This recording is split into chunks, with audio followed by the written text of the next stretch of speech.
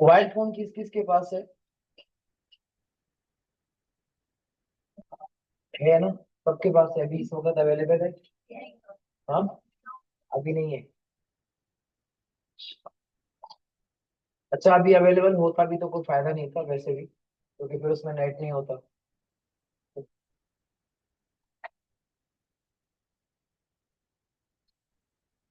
Gmail का account सबका बना हुआ है।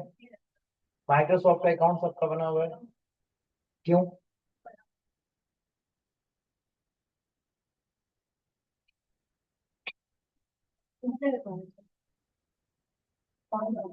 मैंने लास्ट टाइम कहा था कि माइक्रोसॉफ्ट का अकाउंट भी बनाना है आपको, याद है आपको? जिस तरीके से गूगल का अकाउंट है आपका, ऐसे ही माइक्रोसॉफ्ट का अकाउंट भी आप बनाएंगे। ठीक है।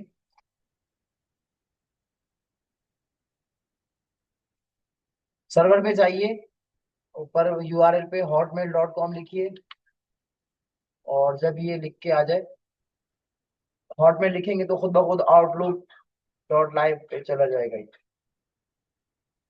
आप आउटलुक भी कर सकते हैं। ठीक है।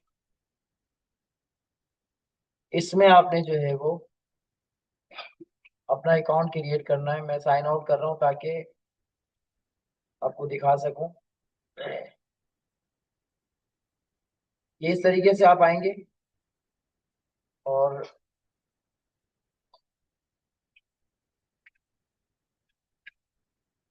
साइन इन करें या साइन अप करें, दोनों सूरतों में ये वाली विंडो आपके सामने आ जाएगी। जब ये आ जाए तो इसमें ना क्रिएट, ये यहाँ पर लिखा हुआ है क्रिएट वन। आपने क्रिएट वन पे जाना है और अपना अकाउंट क्रिएट करना है। 18 साल से कम उम्र के बच्चों का अकाउंट नहीं बनेगा। ओके। तो अगर आप गलती से भी अपने जो वो है डेट ऑफ बर्थ गलत लिखते हैं, तो ये कैलकुलेट करेगा ऑटो, और अंडर 18 को अकाउंट क्रिएट करने नहीं देगा। तो ये यूट्यूब भी नहीं दे रहा है आजकल, फेसबुक भी नहीं दे रहा है। इन्होंने थोड़ा सा पॉलिसी चेंज कर दी है, और उसमें उन्होंने कहा है कि जी अपने ना, जब आप अकाउंट बनाएंगे तो वो कहेगा कि अपने पेरेंट्स से पूछें। और ये अथॉरिटी पेरेंट्स को दी है कि वो अपने बच्चों का अंडर 18 का अकाउंट क्रिएट करके दें, और फिर उसमें रिस्ट्रिक्शन लगाएं कि क्या क्या जो है वो अलाउ है और क्या अलाउ नहीं है, और कितने टाइम के लिए अलाउ है। ठीक है। स्क्रीन टाइम मॉनिटर करने का असल में इनका कॉन्सेप्ट है कि स्क्रीन टाइम मॉनिटर हो, क्योंकि इसकी जो रेडिएशन है ना मोबाइल फोन की और अकाउंट्स की, यानी आप कोई भी टैबलेट या कोई भी पीसी चलाते हैं तो स्क्रीन की वेरिएशन आती है। ठीक है। उससे क्या होता है कि इंसान का माइंड थोड़ा सा डिस्टर्ब होता है। तो उसको कंट्रोल करने के लिए इन्होंने ये लगा दिया है कि अब पेरेंट्स जो है वो मॉनिटर करें और अपने बच्चों के नफा और नुकसान के खुद जिम्मेदार बने। तो अलाउ करेंगे वही चलेगा। ठीक है। तो आप अपना माइक्रोसॉफ्ट का अकाउंट बनाए। यहाँ पे सबसे पहले आपने कोई ऐसा यूनिक नेम देना है कि जो, इससे पहले बातें नहीं बेटा, पहले समझ लो, फिर इकट्ठे बातें करेंगे। क्रिएट वन करना है, और आपने कोई यूनिक नेम देना है जो दुनिया में पहले किसी ने यूज ना किया हो। तो क्या आईडी बन रही है? तो आईडी का मतलब है कि ऐसा नाम जो इससे पहले किसी ने यूज ना किया हो। तो अगर किसी का नाम जो है वो क्या नाम है, ऐसा कोई नाम जो यहाँ पे नहीं है, कोई ऐसा नाम जो यहाँ पे नहीं।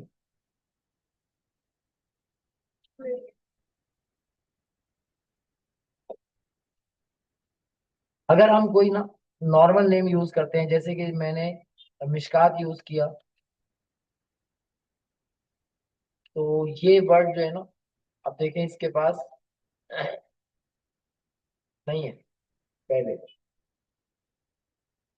ठीक है, मैंने स्पेलिंग थोड़ी सी गड़बड़ लिखी है। तो जब आप ये लिखेंगे और नेक्स्ट करेंगे ना, तो ये क्या करेगा देखें, कह रहा है inter your email address in the format someoneexample.com। तो मिशकात, और मैंने लिखा @hotmail.com।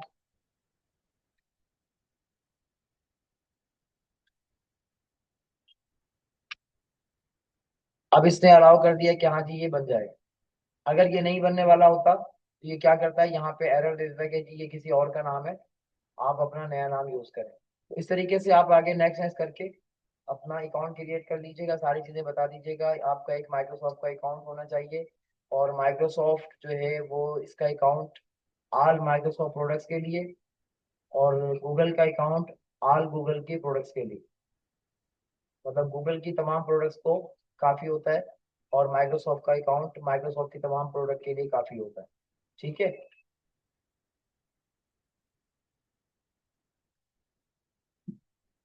ये वाला काम हो जाएगा। अपने मोबाइल के प्ले स्टोर में आपने जाना है, और वहां जाकर आपने लिखना है, क्या लिखना है? गूगल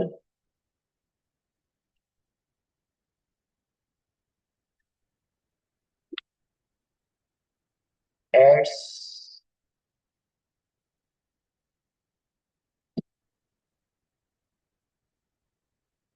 ठीक है, सिर्फ एक गूगल एड्स लिखना है पहले। उसके बाद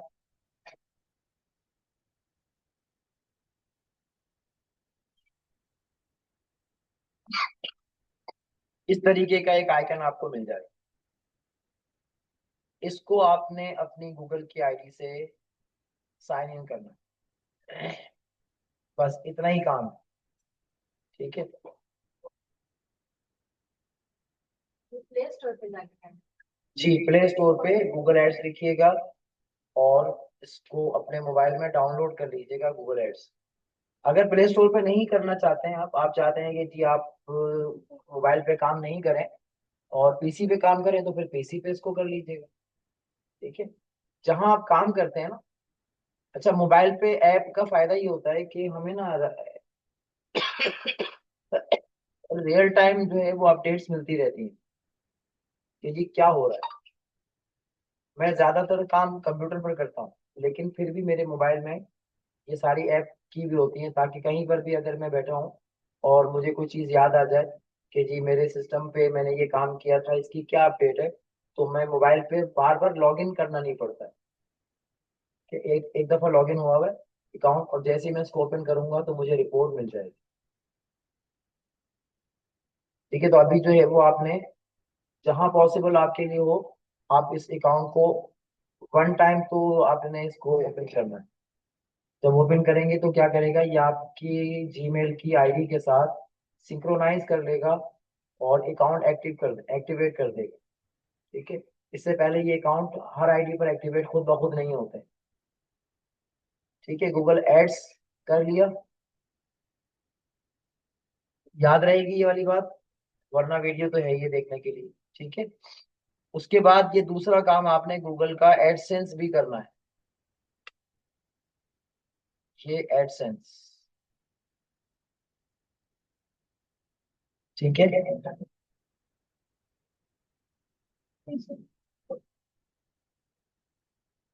एडसेंस कैसा होता है, उसका आइकन देख लें। उसका आइकन कैसा होता है, पता नहीं कैसा।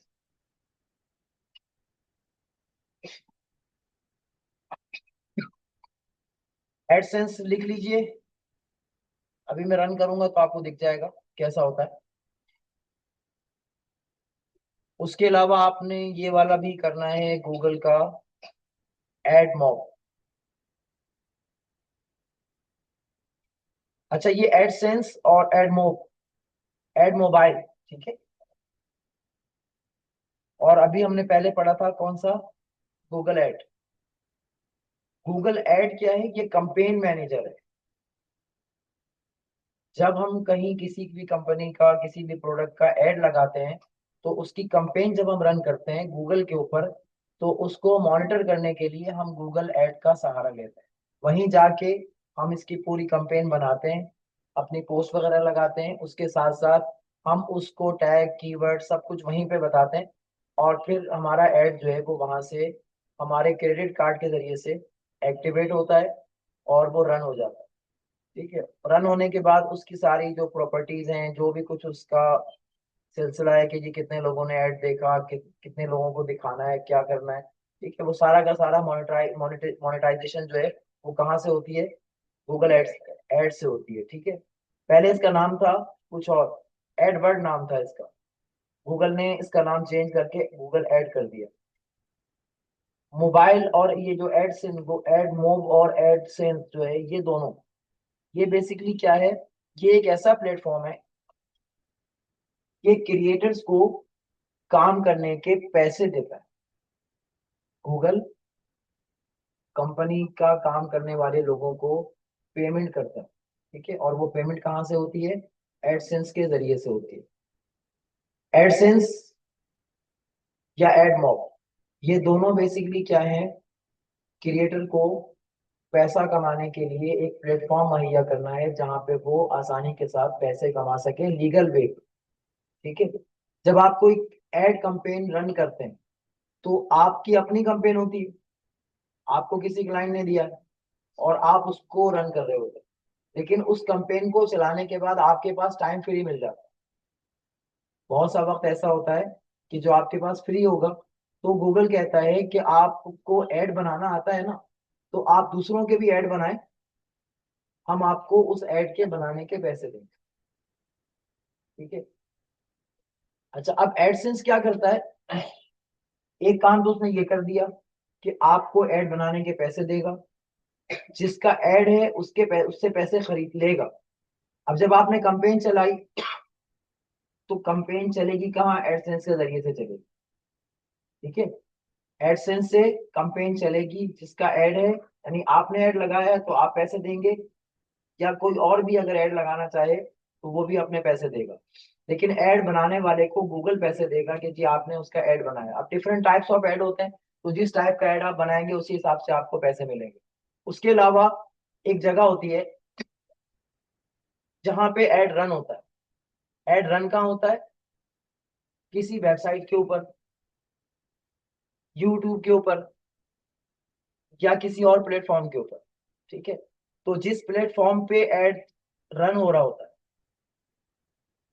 तो वो प्लेटफॉर्म उस जगह के पैसे चार्ज करता है कि जी हम आपका ऐड यहाँ पे लगाएंगे और इतने पैसे लगेंगे। जैसे आपने रोड पे देखा होगा, बिल बोर्ड लगे हुए होते हैं, बिल बोर्ड पे लिखा होता है टू लेट, है, उसका क्या मतलब है टू लेट, प्लॉटिंग नहीं, टू लेट का मतलब क्या होता है, टू लेट, जी रेंट के लिए खाली है, किराए के लिए खाली है, ठीक है। उसके नीचे नंबर लिखा हुआ होता है। पहले मैं बड़ा परेशान होता है, टू लेट लिख के नंबर लिख दिया, इसका मतलब क्या है, बेवकूफ लोगों ने बस खाली इतना बड़ा नंबर लिखा हुआ है और उसके पैसे जाया कर रहे हैं। बाद में समझ में आया कि वो एडवर्टाइजिंग कंपनीज होती हैं कि जो उस पर लिख के लगाती हैं कि ये टू लेट मतलब ये खाली है किराए के लिए और ये नंबर है, अगर आपको लगवाना है तो आप इससे कांटेक्ट करके अपना ऐड लगवा लें। फिर थोड़े दिन के बाद वहां पे ऐड लग जाता है। ये टाइम है इनकी क्लास में, 8 बजे।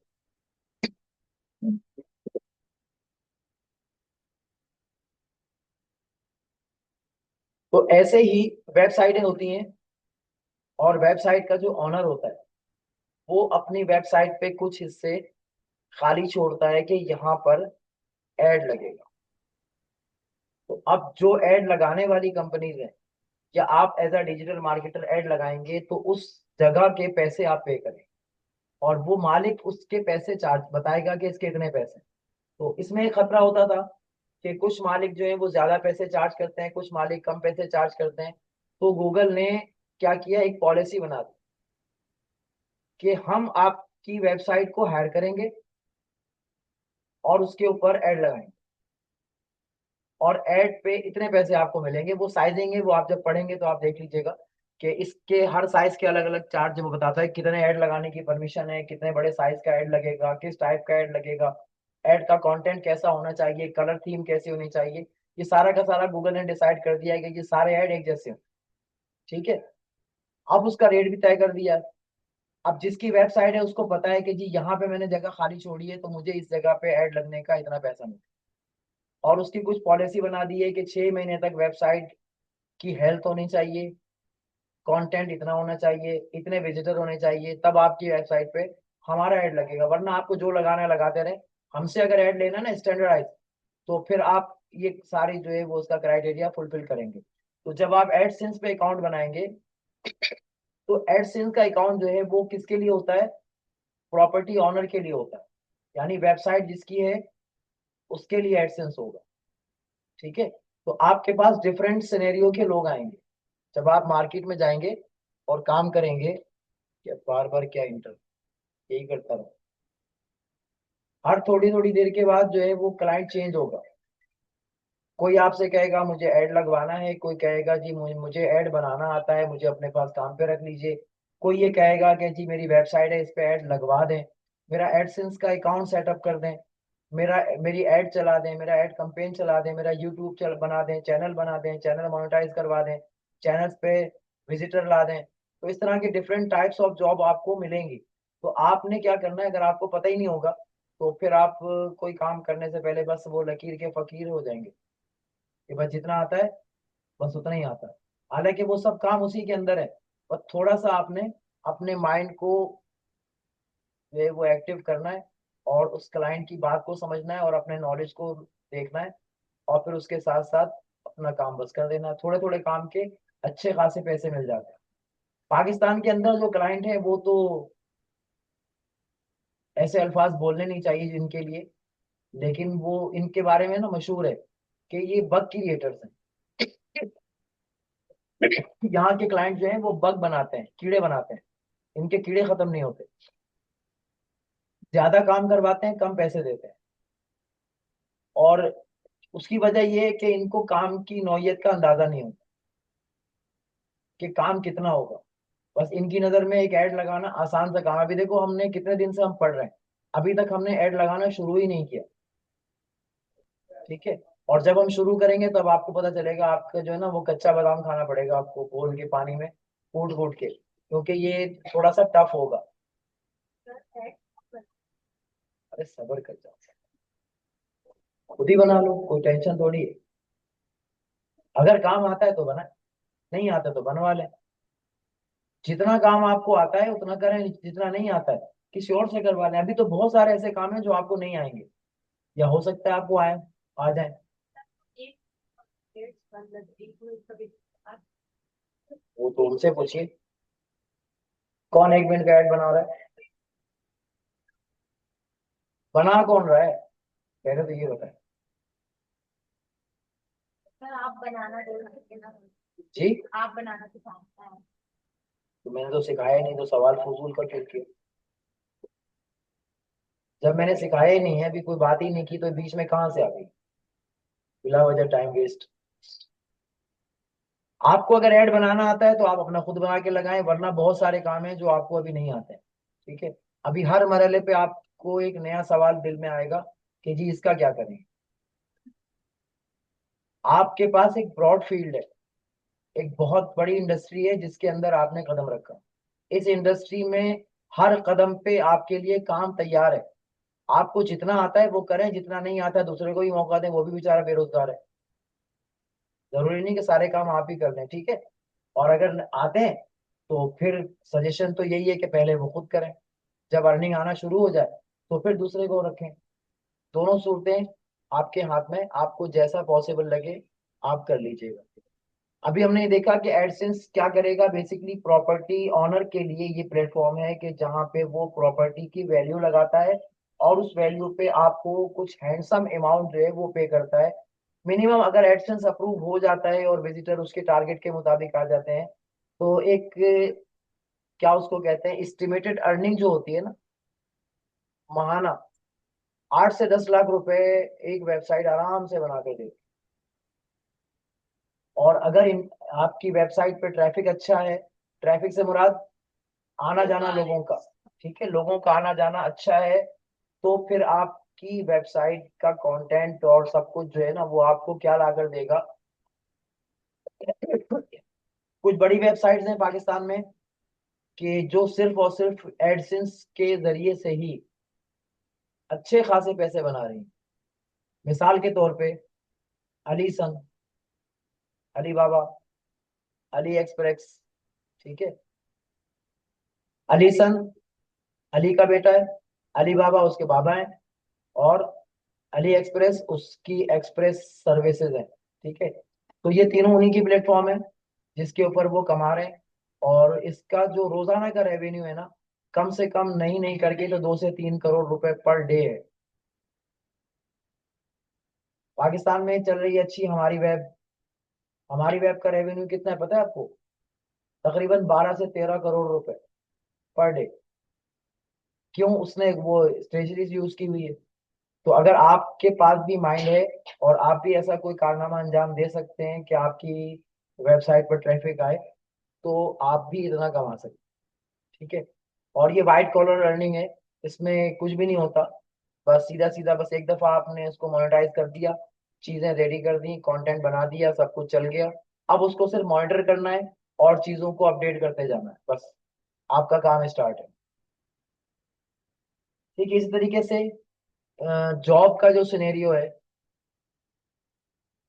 आपको मैंने बताया था कि सबसे पहले हम जब गोल क्रिएट करते हैं तो क्या तलाश करते हैं? पेन पॉइंट तलाश करते हैं कि जी इसको प्रॉब्लम कहाँ है। प्रॉब्लम फाइंड करते हैं और उस प्रॉब्लम में उसकी डिफिकल्टीज को सॉर्ट आउट करते हैं कि जी इसको मसला क्या होगा।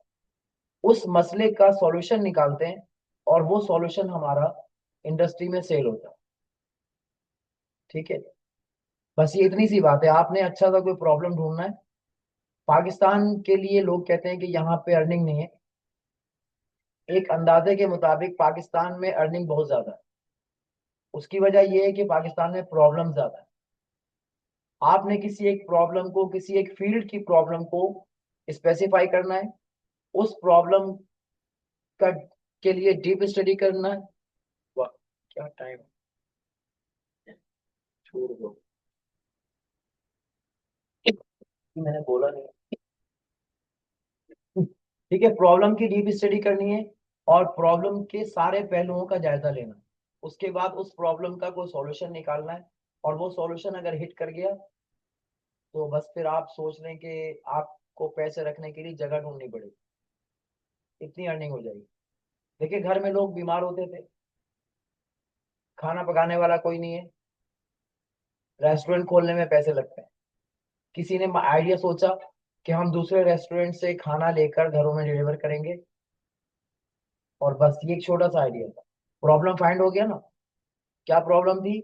कि लोग जॉब पे जा रहे हैं, काम पे जा रहे हैं, थक के आ रहे हैं, खाना पका नहीं सक रहे हैं, या कहीं कंपनी में काम पे बैठे हुए हैं, वहां पे खाने की प्रॉब्लम है, खाना लेके जाएं तो ठंडा हो जाता है, गर्म कहाँ करें। तो ये सारी प्रॉब्लम को सामने रखते हुए फूड पांडा लॉन्च कर दिया। बस लॉन्च हुआ और आप देख लें अभी हर तरफ फूड पांडा ही चल रहा है, कितना बिजनेस कर रहा हो। इस तरीके से बहुत सारी प्रॉब्लम्स को देख के, ग्रोसरी का था कि जी घर से कौन उठा के लेके जाएगा, वो डोर स्टेप के ऊपर ग्रोसरी जो है वो पहुंचाना शुरू कर दी। डेली आप बस ऑर्डर करें जो चाहिए, वो आपके दरवाजे पे आ जाएगा। वहां से लोग बिजनेस कर रहे हैं। कबाड़िया का काम ऑनलाइन हो गया।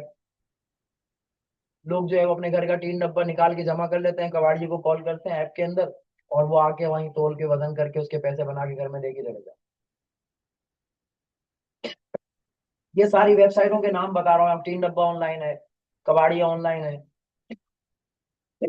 घर में पानी का नल खराब हो जाता है, कोई बनाने वाला नहीं है, प्लम्बर ढूंढ रहे हैं, मिल नहीं रहा, वेबसाइट बन गई प्लम्बर ऑनलाइन। हाँ, जो प्रॉब्लम्स है बहुत सारी हैं अवेलेबल।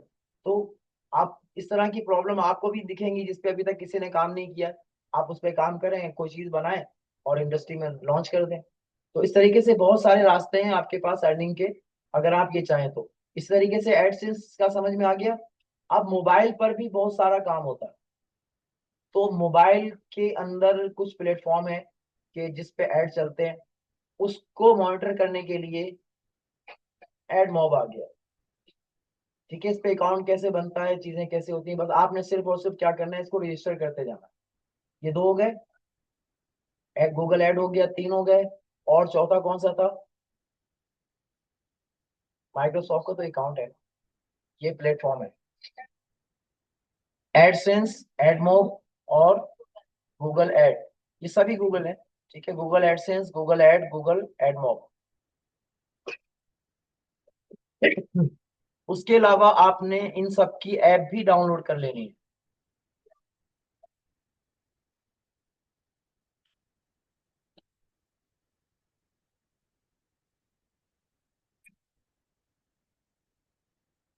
अच्छा, इसके अलावा आपने गूगल का एनालिस्टिक भी डाउनलोड कर लेना है अपने मोबाइल की ऐप।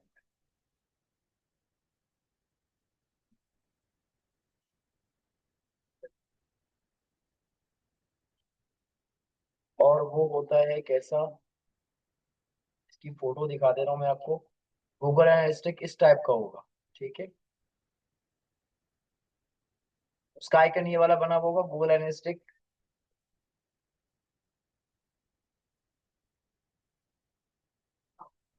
अच्छा, एक तो है गूगल एनालिटिक्स और दूसरा है गूगल एनालिटिक्स 4,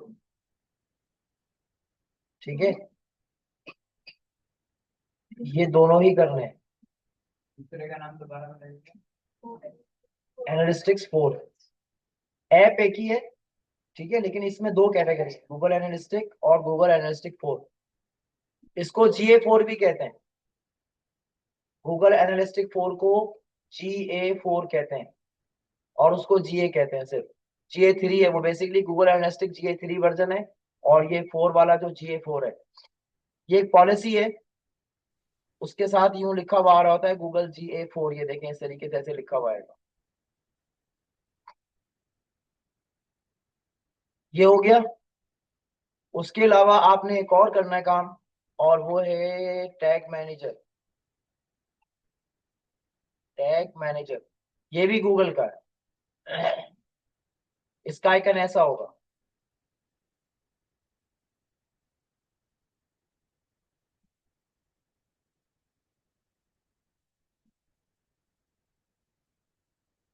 ठीक है, समझ आ गई।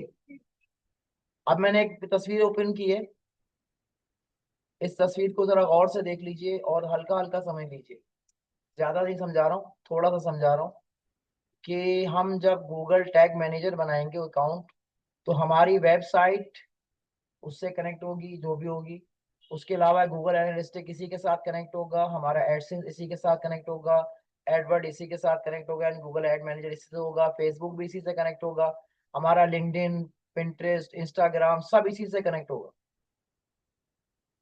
और इस सब पे टैग लगेंगे, और आखिरकार इन सब का डाटा जो है वो हमारे पास आएगा। पता नहीं कैसे कैसे आएगा, अभी मैं आपको दिखाता हूँ कि किस किस तरीके से डाटा आता है। खैर फिलहाल अभी हम इतना ही देख रहे हैं।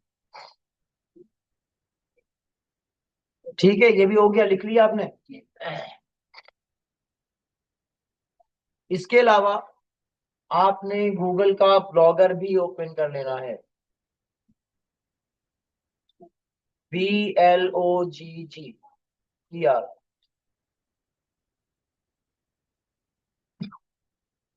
ये वाला जो है ऑरेंज कलर का इस तरह का भी लिखा हुआ, ये आपने ओपन करना है। ये बेसिकली एक वेबसाइट है जो आपकी होगी। गूगल आपको एक ऐसा प्लेटफॉर्म दे रहा है कि जहां पे आप अपनी वेबसाइट बना सकें फ्री ऑफ कॉस्ट, ठीक है। तो यहाँ पे आप अपनी प्रोडक्ट की वेबसाइट बनाएंगे। क्या, तो बाद में देखेंगे, अभी तो सिर्फ बातें ही कर रहे हैं इसकी। तो जब काम करेंगे एक एक चैप्टर पे हमारे 3 दिन 4 4 दिन लगेंगे। अभी सिर्फ अकाउंट क्रिएशन है।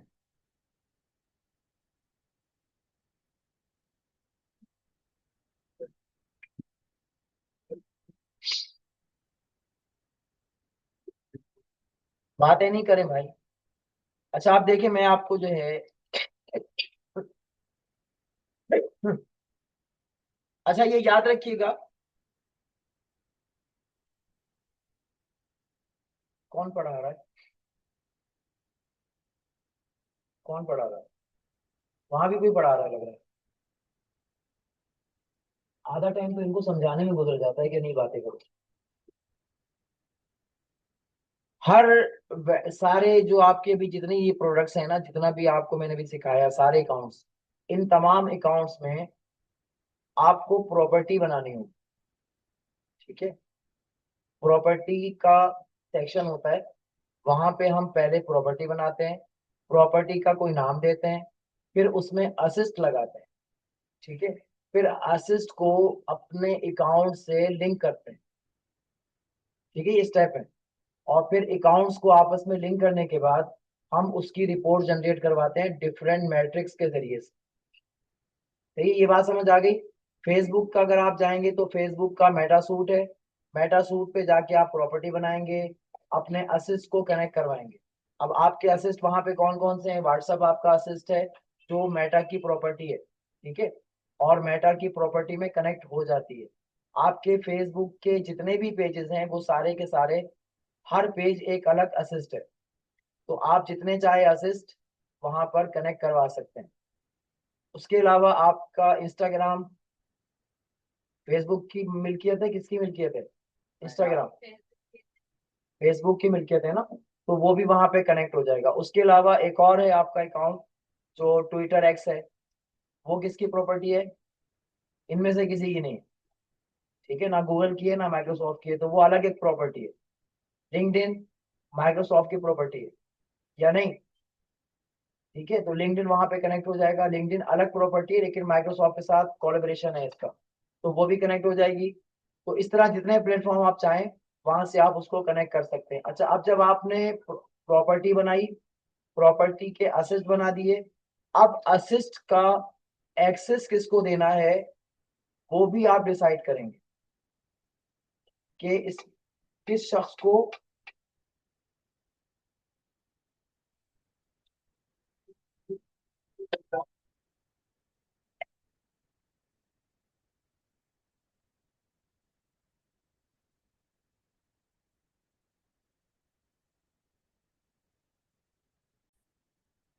आपकी प्रॉपर्टी है, प्रॉपर्टी में असिस्ट है। अब उस पे आपने एक ऑथ दिया है, यानी ऑथराइजेशन दी है। ऑथराइजेशन किसको देंगे? सबसे पहले तो अपने आप को देंगे, ठीक है। पहले आपने प्रॉपर्टी में एक्सेस किया कि जी ये मेरी प्रॉपर्टी है, मैं इसका ऑनर हूँ। एज अ ऑनर अपने आप को आप रजिस्टर करेंगे हर प्रॉपर्टी के लिए। जितनी प्रॉपर्टी बनाना चाहे बना सकते हैं, कोई मसला नहीं है। हर प्रॉपर्टी में खुद को आप क्या करेंगे? पहले एज अ ऑनर रजिस्टर करवाएंगे। उसके बाद एक्सेस मैनेजर भी आपको बनना है कि प्रॉपर्टी में कौन से प्लेटफॉर्म पे, कौन से असिस्ट पे आपको कितना एक्सेस है। ये फैसिलिटी इसलिए दी है कि इन केस आप बाद में कभी अगर चाहें तो किसी और को भी अपनी प्रॉपर्टी के किसी असिस्ट का एक्सेस दे सकते हैं या पूरी प्रॉपर्टी का एक्सेस दे सकते हैं। जैसे कि आप जब डिजिटल मार्केटिंग करेंगे तो कोई शख्स अपनी प्रॉपर्टी पे आपको एक्सेस देगा। टेम्पोररी एक्सेस भी दे सकते हैं, परमानेंट एक्सेस भी दे सकते हैं। उसके अलावा फुल कंट्रोल भी दे सकता है। एडिटर और मॉडरेटर, इस तरह के डिफरेंट जो है वो इसके रोल है। तो रोल वाइज आपको अलाउ भी कर सकते हैं, ठीक है। तो आप जब खुद से प्रॉपर्टी पे अपने आप को अथराइज करेंगे तो आपको वहां पे दिख जाएगा कि किस किस तरीके से आपने किसको कितना एक्सेस देना है, ठीक है। कि वो और हर रोल के ऊपर वो लिखा हुआ है कि जिसको क्या क्या अलाउ है। पोस्ट डिलीट करने का परमिशन है क्या नहीं है, सिर्फ पोस्ट लगाने का परमिशन है, डिलीट करने का नहीं होगा। इस तरह बहुत सारी चीजें वहां पे दिख जाएंगी आपको हर प्रॉपर्टी में। जब ये काम आप कर लेंगे, प्रॉपर्टी क्रिएट करने का, और फिर उसके बाद प्रॉपर्टी के अंदर वो करने का, क्या कहते हैं उसको, अथराइजेशन आप लगा लेंगे। अथराइजेशन लगाने के बाद उसका फेसबुक का यानी मेटा का जो सूट है वहां तो आपको पता चल जाएगा। ऐसे ही गूगल की सारी प्रोडक्ट की प्रॉपर्टी और एसेस बनाने के बाद आपको इसका एक कंसोल है, उसका नाम है गूगल कंसोल। कंसोल में जाकर के आप एक एपीआई की जनरेट करते हैं। एपीआई की से आपस में एक दूसरे का लिंक होता है। बेटा बातें नहीं करो, ये सब टफ सब्जेक्ट्स हैं और आप इस तरीके से डिस्टर्ब हो रही हैं।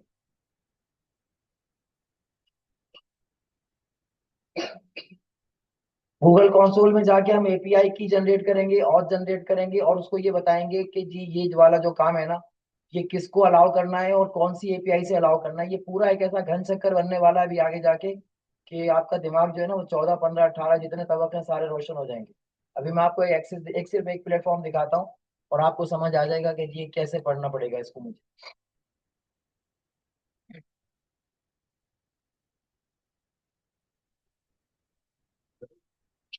ये गूगल एनालिस्टिक है, ये मैंने अभी आपके सामने ओपन किया, ये मेरे अकाउंट से लिंक है और इसकी रिपोर्ट आप अभी आप देख लें।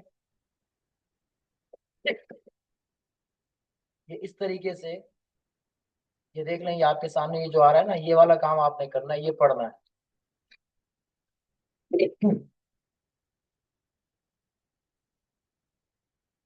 ये देख लें, यहाँ पर सजेस्ट फॉर यू ये आ रहा है, कंट्री सजेशंस, किस किस ने व्यू किया है, कौन सा सेशन है, किस टाइम पर है। इसके अलावा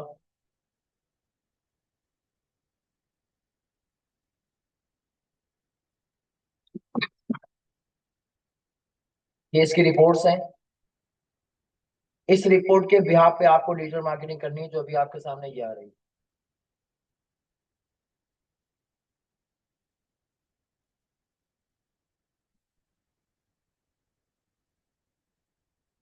ठीक है, ये देख लें, ये सारा आपने मेंटेन करना है। ये acquisition, overview, user equation, traffic, ठीक है, सारा कुछ ये अलग अलग चार्ट्स हैं और अलग अलग चार्ट पे अलग अलग डाटा आपको रिक्वायर्ड है। ये कंपेन का डाटा है, जो अभी तक मैंने कोई कंपेन रन नहीं की है, लेकिन कंपेन बनाई भी है, लिहाजा ये उधर दिखा रहा है। और ये सारा इसका रिसोर्स है, नीचे आ रहा है। ठीक है, कितने पैसे लग रहे हैं, कितना क्या हो रहा है, ये सारा कुछ यहीं पर, ये सब आपने एक प्लेटफॉर्म पे मेंटेन करना है। कौन है ये? मजबूर कर रहे हैं कि मैं क्लास से बाहर करूं, किस, कौन है, कौन है?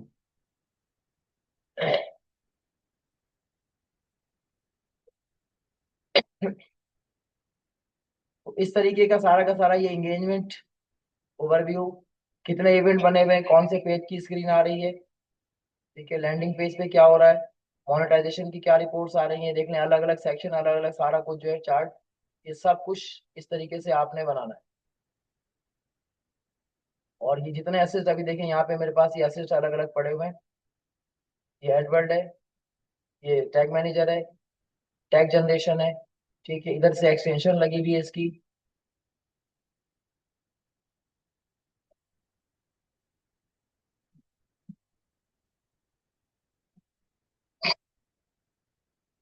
इसके अलावा इसका एआई है, प्लस मजीद जो है वो बहुत सारी चीजें।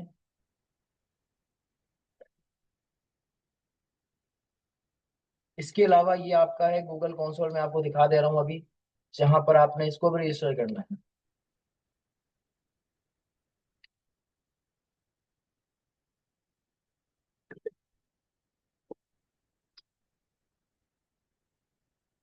ये सिर्फ सर्च का कंसोल है, इस तरह प्ले स्टोर का कंसोल है, एंड्रॉइड का अलग कंसोल है, और ये क्लाउड मैनेजमेंट कंसोल है। ये क्या होता है ये बाद में लिख लेंगे, अभी सिर्फ सबके नाम बता रहा हूँ जो आपने पढ़ना है। गो टू माई कंसोल,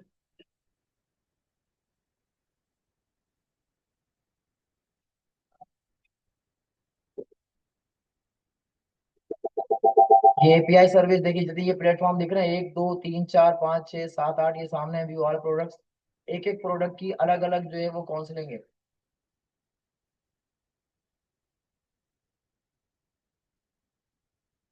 ये जितने भी आपको ये टैग दिख रहे हैं, सबके अंदर जो है वो पूरा पूरा, देखिए, वर्कलोड मैनेजर, इसको मैंने ओपन किया तो ये पूरी दुनिया खुल जाएगी यहाँ पर। इसके डिप्लॉयमेंट, एवोल्यूशन और ऑब्जर्वेबिलिटी, ठीक है, यानी प्रीव्यू, ये यहाँ पे चलेगा। इस तरीके से एक एक चीज का अलग अलग, कौन सा अकाउंट है, बिलिंग का अकाउंट बताएं इसको, और उसके बाद फिर ये क्लाउड की है, और पता नहीं क्या क्या इसके अंदर जो है वो अजीब अजीब सा है, जो आपने पढ़ना है। ठीक है, तो जितना ज्यादा टाइम बचा सकते हैं वो चीजें पढ़ लें, ऐसा ना हो कि कोर्स का टाइम ही खत्म हो जाए और फिर हम रह जाए। उसके अलावा एआई के अपने टूल्स जो बाकी हैं वो भी बाकी हैं। ठीक है, आप लोगों ने विश तक पढ़ लिया था, ठीक है। विश, जब आप गूगल पे लिखिएगा,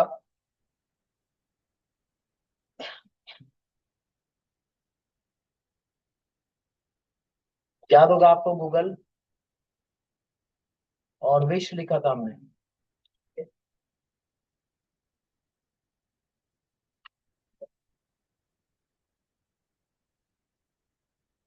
तो जब ये लिखते हैं ना, तो इससे पैसे ये आता है labs.google.app/fx, तो आपने पहले तो इसको ओपन कर लेना है। और यहाँ जब आएंगे तो आप देखेंगे इस तरीके से, ये विश के बाद अब आपका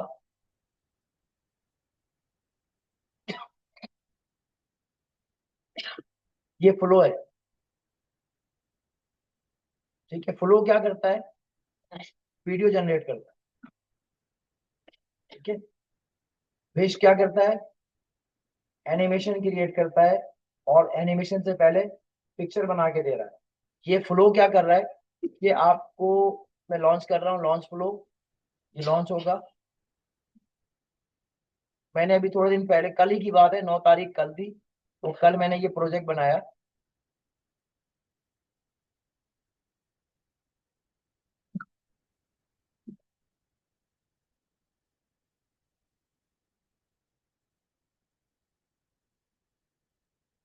इसको आप यहाँ पे टेक्स्ट देंगे और ये वीडियो बना के दे देगा। जब ये वीडियो बना देगा तो फिर क्या करेगा।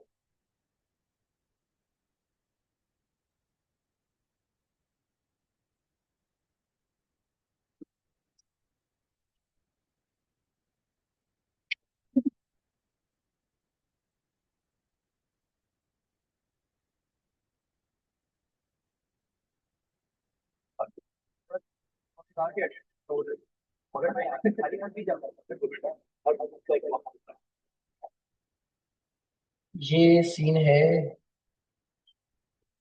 तो क्या बात है सर, उन्होंने कहा कि अटेंशन तो मगर मैं यहाँ से खाली हाथ नहीं जा पाता तो बेटा और क्या बात है सर, कहा कि मगर मैं यहाँ से खाली हाथ नहीं जा पाता तो बेटा और क्या बात है सर, उन्होंने कहा कि अटेंशन तो मगर मैं यहाँ से खाली हाथ नहीं जा पाता।